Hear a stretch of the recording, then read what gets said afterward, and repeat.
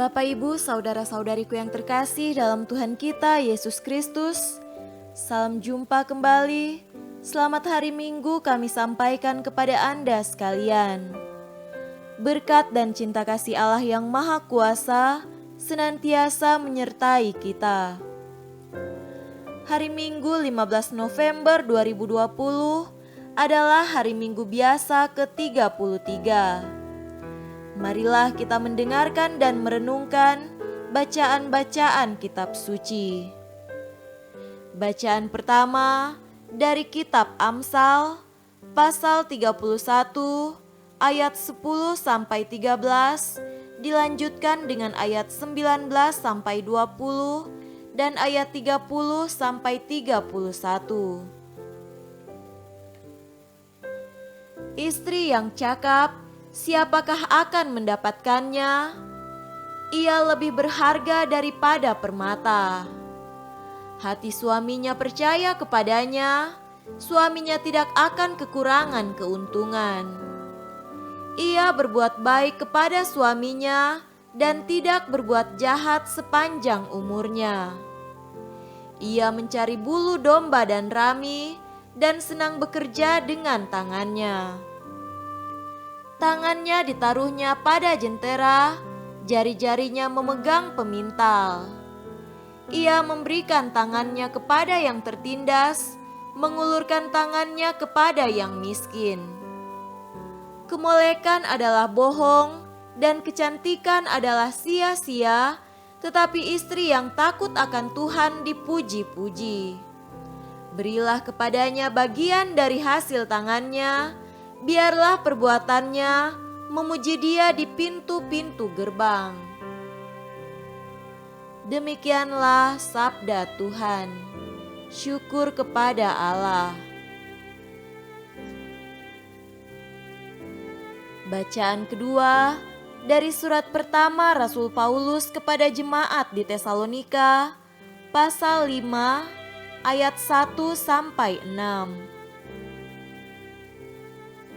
Tetapi tentang zaman dan masa, saudara-saudara, tidak perlu dituliskan kepadamu, karena kamu sendiri tahu benar-benar bahwa hari Tuhan datang seperti pencuri pada malam. Apabila mereka mengatakan semuanya damai dan aman, maka tiba-tiba mereka ditimpa oleh kebinasaan, seperti seorang perempuan yang hamil ditimpa oleh sakit bersalin. Mereka pasti tidak akan luput. Tetapi kamu, saudara-saudara, kamu tidak hidup di dalam kegelapan, sehingga hari itu tiba-tiba mendatangi kamu seperti pencuri, karena kamu semua adalah anak-anak terang dan anak-anak siang. Kita bukanlah orang-orang malam atau orang-orang kegelapan. Sebab itu, baiklah jangan kita tidur seperti orang-orang lain, tetapi berjaga-jaga dan sadar. Demikianlah sabda Tuhan. Syukur kepada Allah.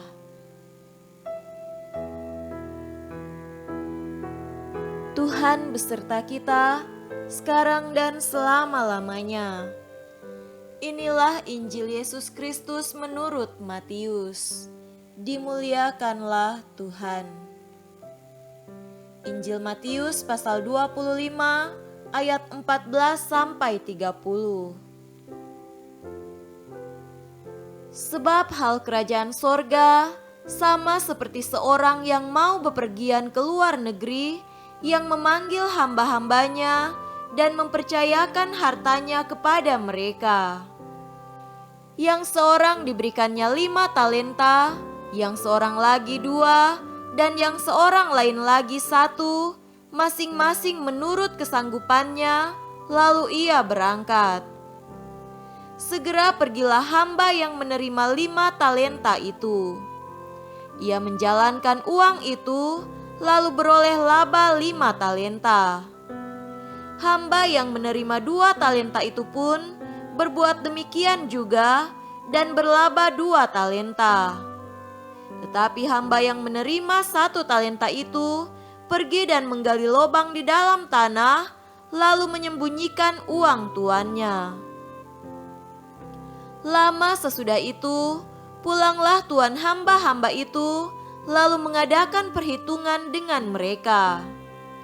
Hamba yang menerima 5 talenta itu datang, dan ia membawa laba 5 talenta. Katanya, "Tuan, 5 talenta Tuan percayakan kepadaku. Lihat, aku telah beroleh laba 5 talenta." Maka kata tuannya itu kepadanya, "Baik sekali perbuatanmu itu, hai hambaku yang baik dan setia. Engkau telah setia dalam perkara kecil, aku akan memberikan kepadamu tanggung jawab dalam perkara yang besar. Masuklah dan turutlah dalam kebahagiaan tuanmu." Lalu datanglah hamba yang menerima 2 talenta itu, katanya, "Tuan, 2 talenta Tuan percayakan kepadaku. Lihat, aku telah beroleh laba 2 talenta." Maka kata tuannya itu kepadanya, "Baik sekali perbuatanmu itu, hai hambaku yang baik dan setia. Engkau telah setia memikul tanggung jawab dalam perkara yang kecil, aku akan memberikan kepadamu tanggung jawab dalam perkara yang besar. Masuklah dan turutlah dalam kebahagiaan tuanmu." Kini datanglah juga hamba yang menerima 1 talenta itu dan berkata, "Tuan, aku tahu bahwa Tuan adalah manusia yang kejam, yang menuai di tempat di mana Tuan tidak menabur, dan yang memungut dari tempat di mana Tuan tidak menanam. Karena itu, aku takut dan pergi menyembunyikan talenta Tuan itu di dalam tanah. Ini terimalah kepunyaan Tuan." Maka jawab tuannya itu, "Hai kamu, hamba yang jahat dan malas, jadi kamu sudah tahu bahwa aku menuai di tempat di mana aku tidak menabur dan memungut dari tempat di mana aku tidak menanam. Karena itu, sudahlah seharusnya uangku itu kau berikan kepada orang yang menjalankan uang, supaya sekembaliku aku menerimanya serta dengan bunganya. Sebab itu, ambillah talenta itu daripadanya dan berikanlah kepada orang yang mempunyai 10 talenta itu. Karena setiap orang yang mempunyai, kepadanya akan diberi sehingga ia berkelimpahan. Tetapi siapa yang tidak mempunyai, apapun juga yang ada padanya akan diambil daripadanya. Dan campakkanlah hamba yang tidak berguna itu ke dalam kegelapan yang paling gelap. Di sanalah akan terdapat ratap dan kertak gigi." Demikianlah Injil Tuhan. Terpujilah Kristus. Saudara-saudariku yang terkasih dalam Tuhan kita Yesus Kristus, tema renungan kita pada hari ini adalah kepercayaan, tanggung jawab, dan pertanggungjawaban. Hari ini Yesus berbicara tentang kerajaan Allah dalam bentuk perumpamaan. Perumpamaan tersebut mengandung 3 nilai penting, yaitu kepercayaan, tanggung jawab, dan pertanggungjawaban.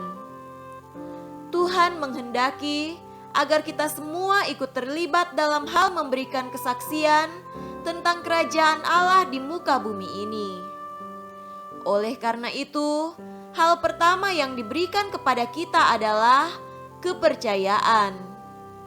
Tuhan mempercayakan kepada kita pelbagai bakat, kemampuan, dan pelbagai anugerah Roh Kudus untuk digunakan demi mewujudkan datangnya kerajaan Allah. Kepercayaan yang diberikan Tuhan menuntut pula sebuah tanggung jawab dari setiap orang dalam hal mengembangkan dan menumbuhkan serta melipat gandakan apa yang telah dipercayakan kepada kita masing-masing. Kepercayaan serta tanggung jawab yang diberikan kepada kita menuntut pula sebuah pertanggungjawaban atas hasil yang kita peroleh selama hidup kita di dunia ini. Saudara-saudariku terkasih, apa pesannya untuk kita dalam kehidupan kita setiap hari? Kepercayaan, tanggung jawab, dan pertanggungjawaban merupakan 3 hal penting baik dalam relasi antar pribadi maupun dalam relasi kerjasama dengan pihak yang lain.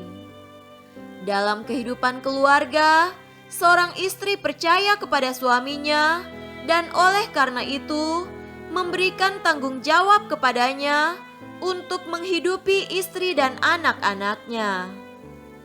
Sang istri juga menginginkan agar sang suami mampu mempertanggungjawabkan semua yang dikerjakan suami demi kebahagiaan istri dan anak-anaknya. Hal yang sama berlaku juga dalam sebuah hubungan kerja. Seorang manajer atau kepala kantor memberi kepercayaan kepada bawahannya untuk melaksanakan tugas-tugas tertentu sesuai bakat dan kemampuannya. Tugas-tugas tersebut menuntut tanggung jawab untuk dilaksanakan. Sang manajer atau kepala kantor pada gilirannya meminta laporan pertanggungjawaban dari bawahannya atas hasil yang telah diperoleh menurut batas waktu yang telah ditentukan. Semoga dalam hidup kita setiap hari kita belajar untuk saling percaya satu sama lain. Kita juga belajar untuk saling bertanggung jawab atas kepercayaan yang telah diberikan kepada kita dan pada akhirnya mampu untuk mempertanggungjawabkan tugas-tugas yang diberikan kepada kita masing-masing. Semoga demikian. Amin.